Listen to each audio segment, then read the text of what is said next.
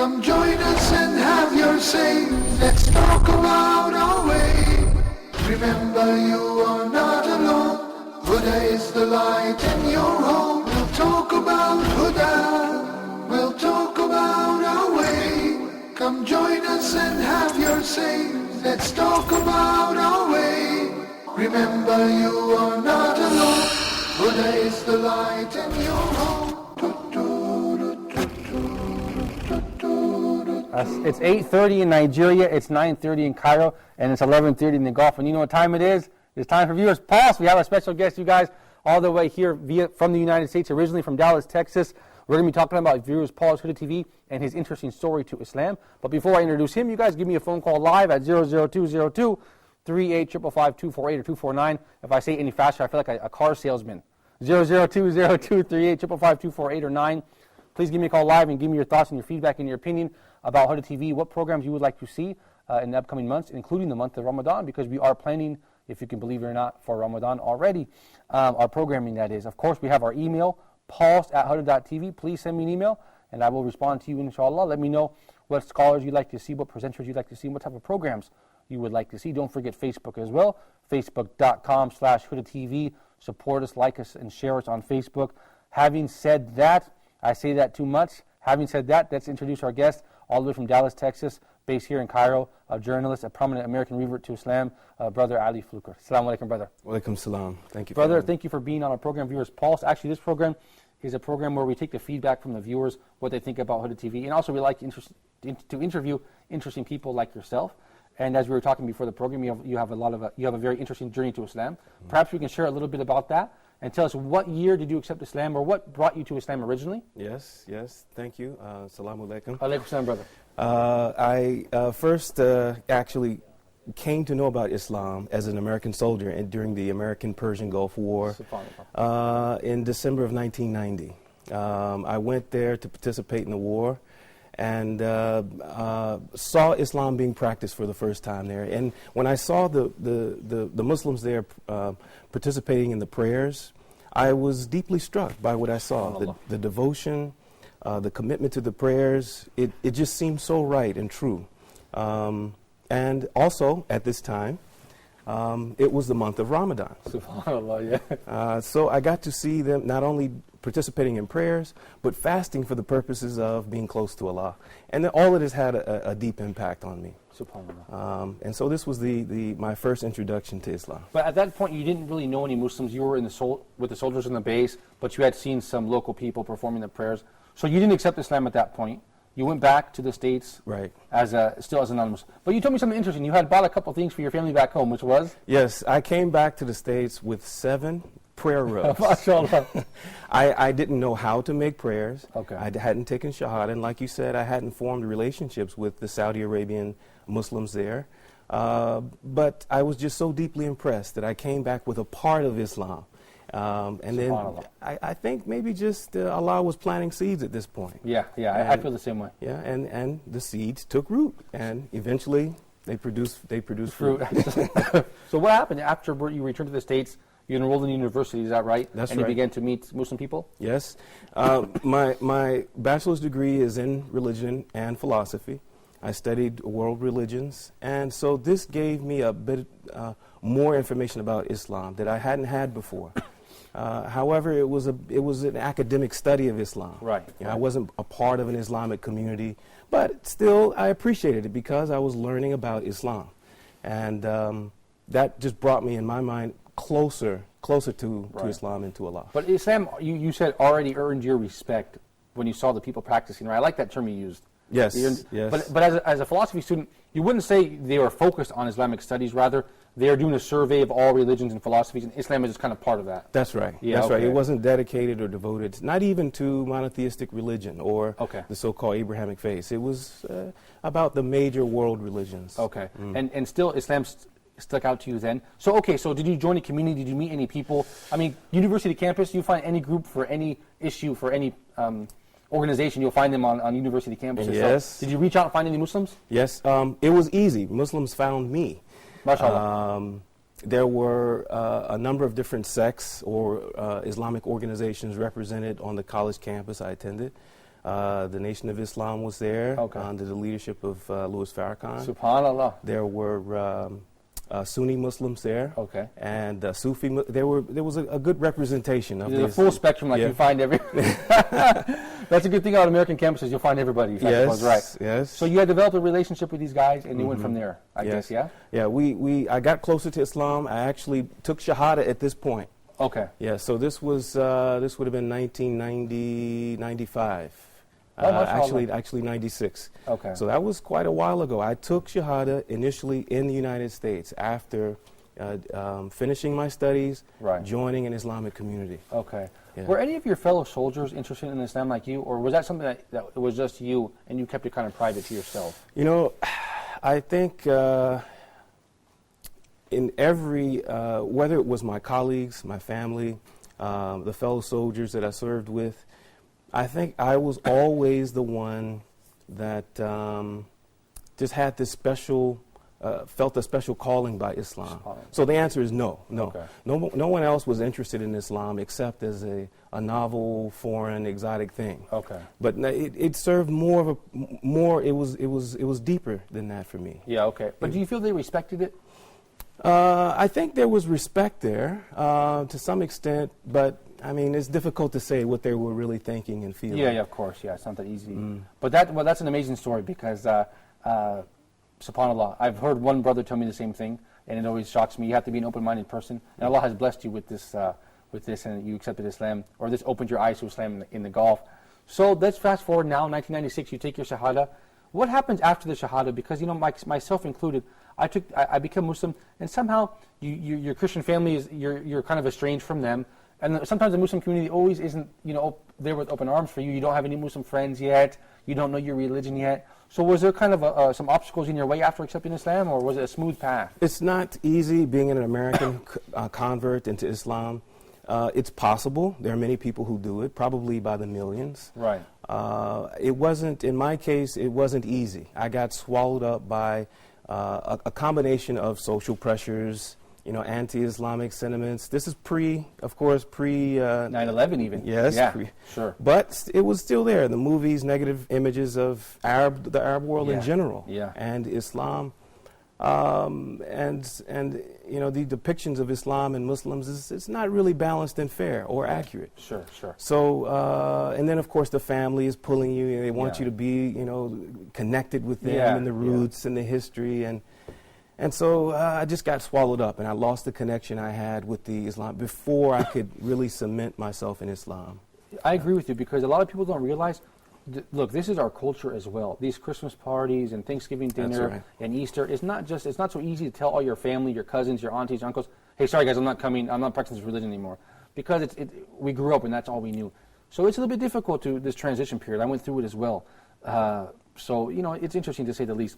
But so considering that, you're still Muslim, alhamdulillah, and you're practicing the deen and you're seeking knowledge. So what happened to you after you took your Shahada? What put you back on course? I never gave up. Gave up. And I think this is the thing that kept pushing me closer to Allah. I wanted a sincere, close relationship with Allah. And I wasn't getting it in the Christian religion. I wasn't getting it. I got frustrated with the church and left it and tried to be an atheist and agnostic. Of course, that wasn't working for me either. And Islam was always there pulling me, and I eventually just surrendered and just went full, SubhanAllah. Put everything towards pursuing Allah and Islam. Before that, you had mentioned to me you were even pursuing this ministry, becoming a minister. Yep. So tell us a little bit about that, and in the end, why didn't you go for that? Because that's within your comfort zone, that's your community. Why didn't you go for that? What happened? Yeah, I was actually enrolled in a seminary to become a leader, a minister in the Christian church. And it was during this point that I realized I needed to make sure that I had to be honest with myself. If I was preparing myself to lead people into this faith and convince them that this was true, I had to first, be honest with myself and accept it. And I couldn't do that. Right. When I closely examined the Christian faith and all the truth claims and the history, I said, I can't do it. I can't believe it in myself. I can't ask people to join the faith. Yeah. So I turned my back to the faith, turned my back to Jesus Christ as God's son. Yeah, right. And I just, that actually thrust me closer to Allah. That happened to me as well, because I said, look, I'm Greek, we're Greeks, we're Greek Orthodox, man. We don't think outside of the box. So, and I tried to force myself to believe this as well, but in the end, it didn't. Same as you, I couldn't wrap my mind around these concepts. There was obstacles between me and Allah. I didn't like that. But you said history. The key word was history. Yeah. Why did the history of the church deter you from becoming a minister? Well, when I studied the Christian history, both in college and on my own, learned about, first of all, the history of the church being a state religion. It was the emperor, Constantine, right, and his appointed bishops who enforced it, created the religion, its tenets, its doctrine, and and the whole images and symbols that we see. It was a human-made construct. Yeah. So it's easy to walk away from something like that. Once you look at it from that perspective, of course. We have to take a short break, but in the next segment, let's talk about your travels, because you're an interesting character. You've traveled around many, many countries. I want to hear your feedback about that. And also, of course, this is Viewers Pulse, so we have to take the viewers' phone calls, and we have to take your thoughts on Huda TV and the importance of Islamic media, inshallah. You guys, we're going to take a short break. Give us a call live. We're waiting to hear your thoughts. And we posted on Facebook as well. What is your advice for new Muslims? We have Brother Ali here. Your brother Malik is here. Give us some advice. What advice would you give to a new Muslim? So we posted that on Facebook, www.facebook.com/huda.tv. We have about 14 comments. I'd like to see some more, you guys. So get online and give us your comments, and get on the phone and give us a call live, inshallah. You guys, we're going to take a short break, inshallah. So stay tuned for more Viewers Pulse.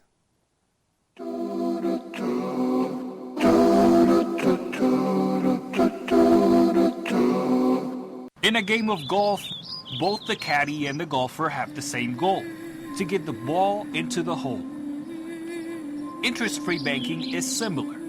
With a clear view of the fairway, a predefined agreement without shifting targets, things should end up where you want them.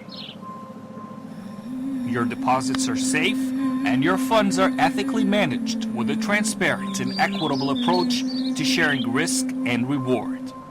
No interest burden means more time to relax without the worry of nasty surprises. Rest assured, our interest is mutual. Jazz Bank, Nigeria's first full-fledged non-interest bank.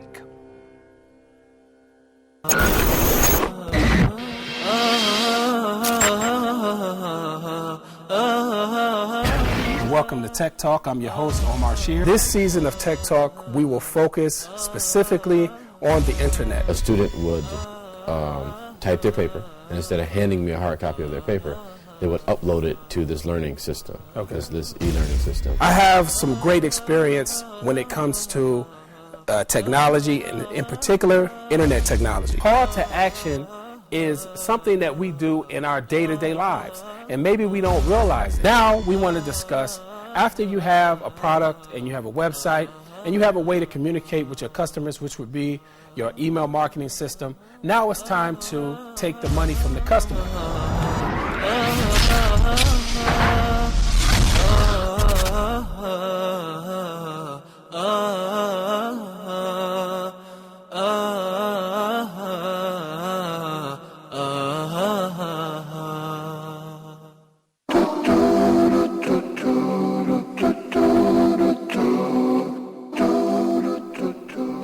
All right, you guys, assalamu alaikum. Welcome back to the Pulse. You guys were talking to Brother Ali Fluka, who accepted Islam in 1990, or was introduced to Islam in 1990 in the Gulf War. Who can forget the Gulf War with Colin Powell, Schwarzkopf, and all those guys? I remember that vividly, those images. Who would have thought? Brother Ali, thank you so much.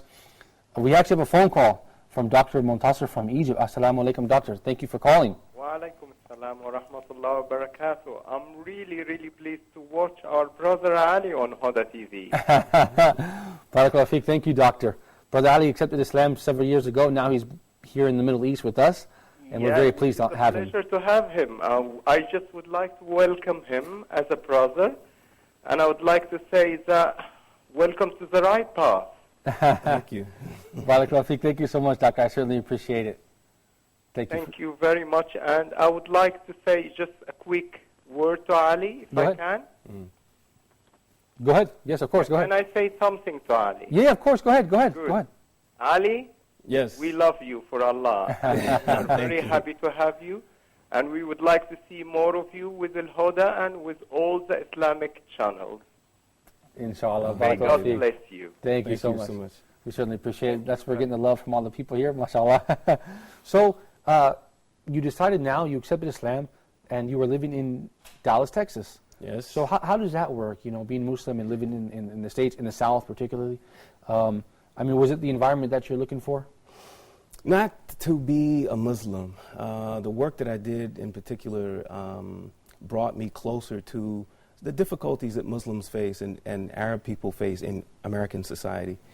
It was a part of the work that I did was to monitor a lot of the negative experiences that Muslims face in American society.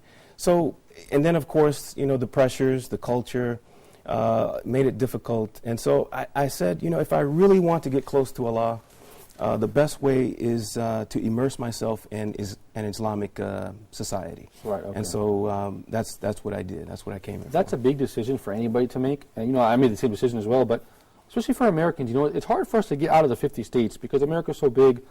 Like you said, we're isolated by the two oceans there. We're Yes. used to our comfort zone. So when you made the decision to travel overseas, what did your family and friends and coworkers say? They were, my family has always respected my independence, and they wanted me to be happy.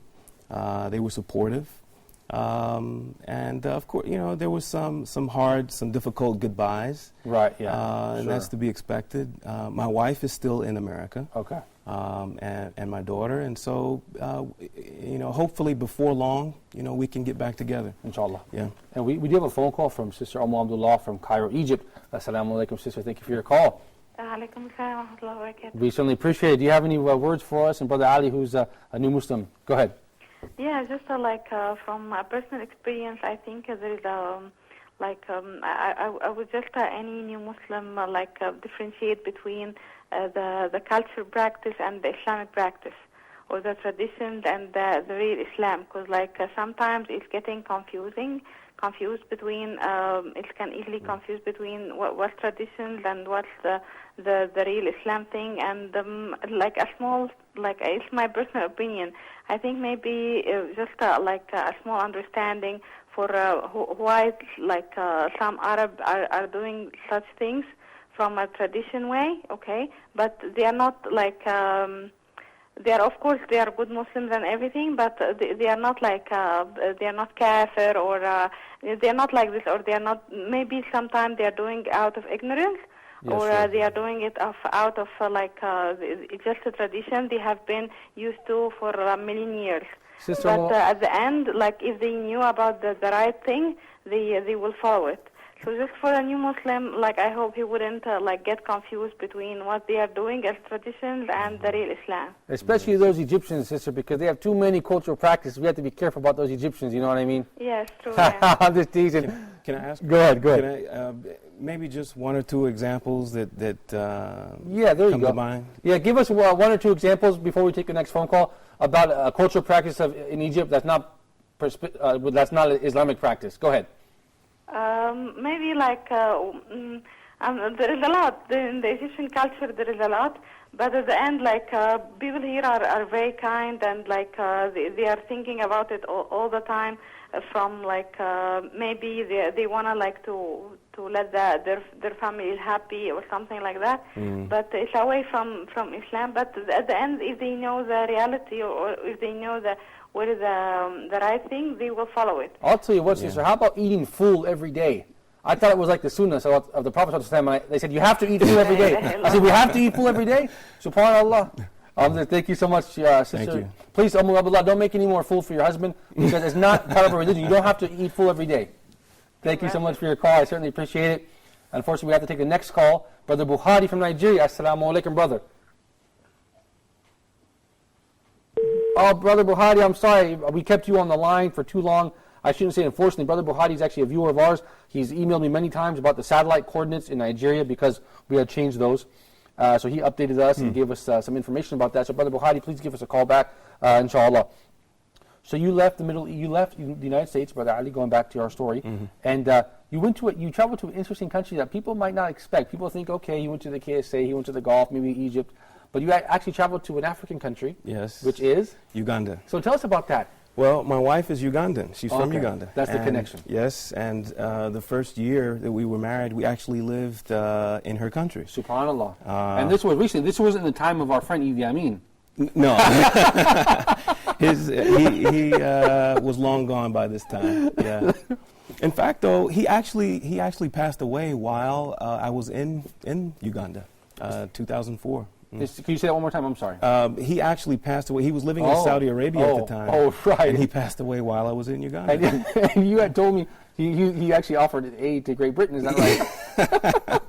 MashaAllah. Yeah. But in any event, you told me something interesting. You dedicated yourself to learning the language of your wife, which is called? It's called Lusoga. Subhanallah. And Yes. you stayed there a year and you learned this language? Yes. Oh, yes. that's amazing. It bears testament to our commitment. We're adults. We can still learn different languages and learn new things. Yes, and an interesting point is that it shares terms to the Arabic language, which I guess is not surprising given the influence of Islam. Right. There's several words. The more Arabic that I'm learning, the more similarities in the language I'm seeing. Yeah. Although the national language of Uganda is English. So you went everywhere speaking English. And it's not American English, it's the Queen's English. Oh, subhanAllah. Which means she speaks it a lot better than I do. Yeah. But there's a vibrant Muslim community there. I mean, there's mosques, they make the adhan. Yes. You have many Muslim friends. That's right. Okay, yes. That's interesting, yeah. That's the beauty of Islam. It takes us to many, many different places. But now you are based in Egypt, and you have a very interesting work. Perhaps you can tell us a little bit about that. You're living here now in Cairo.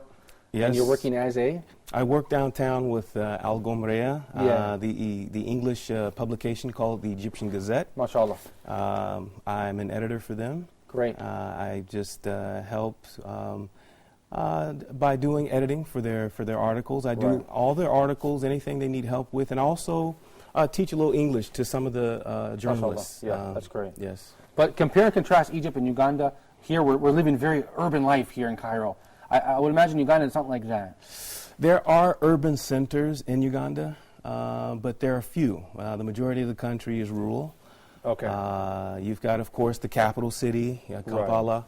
The international airport is in Entebbe. That's developed. And then Jinja, which is on the Nile, the source of the Nile River. So SubhanAllah, is that right? I've been on both ends of the Nile. That's amazing. That's good. The source. And, well, I have to go to, technically I have to go to Alexandria before I can say you're in the end, yeah. We only have about 10 seconds left before I read the Facebook comments. Can you just briefly, this is viewers' pause, so we talk about the importance of Islamic media. How important is it for us to have a voice in the media as Muslims? I think it's very important. There's a lot of work to be done. There's an active effort, unfortunately, to misportray, undermine, and so the work is always to present the accurate, true picture of what Islam is and who Muslims are. Excellent. Brother, let's go to the Facebook page. I did post on Facebook earlier today. Don't miss viewers' pause tonight. Tonight's question is, what is your advice for a new Muslim? And we had, mashallah, 17 shares and a whole bunch of comments. We have Zakaria says, mashallah, I can't wait to see the episode. We have Dara Khashan Khaliq, who says, it is our responsibility to keep him in his religion because he has entered Islam, inshallah. Ibrahim Ikhlas says, this is good advice, he says, avoid joining sects. Hold on to the rope of Allah. Do not be divided among yourselves. I really like that comment, brother. I will try to follow that advice myself. Bayan Muhammad says, Alhamdulillah, my best, from thank you Huda TV, all the way from Ethiopia. Ibrahim Sambo says, Alhamdulillah, congratulations. Hold on to the Quran and Sunnah and be careful of misleading sects. Ibrahim Husseini says, may Allah bless him and help him be a good and patient follower of the Quran and Sunnah. Muhammad Ibrahim says, my advice is to hold on to two things, the Quran and the Sunnah. Amina says, be steadfast and seek knowledge from authentic sources and keep good company. And actually Sheikh Abdul Rahim quoted me the hadith that said, the man He's on the deen of his friend, so take care about that. I said, that's a great advice. Thank you, Sheikh. He said, Z Jalingu says, Alhamdulillah, hold on to the Quran and Sunnah, and some other advice as well. Bukhari says, as a Muslim, you should be ready because Allah's test can come at any time. We have some other comments. I love Huda TV. Omar says, follow the Quran and the Sunnah.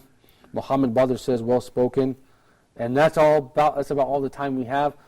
Brother Ali, I would like to invite you to do a program called Turning Point. Okay. It's our program where you really detail your story that you just told me. I want to shoot an episode of it too because I think it's very beneficial for people, for Muslims and for non-Muslims as well to learn from that. Be happy it's to. called Turning Point, and we look forward to have you again on this program soon, inshallah, as long as you're available. Yes. Brother Ali Fluker, I certainly appreciate your time. Thank you very much. And you guys at home, I appreciate your time as well. Thank you for watching The Pulse. Don't miss Brother Osama, who will be stepping in for me on Tuesday, inshallah. So give him a warm welcome. He'll be live with you the day after tomorrow at the same time, 8:30 Nigeria, 9:30 in Cairo, and 11:30 in the Gulf. So I guess that's it, you guys. Until next time, I leave you in the care of Allah. Assalamu alaikum, rahmatullahi wa barakatuh. Come join us and have your say. Let's talk about our way. Remember, you are not alone. Huda is the light in your home. We'll talk about Huda. We'll talk about our way. Come join us and have your say. Let's talk about our way. Remember, you are not alone. Huda is the light in your home.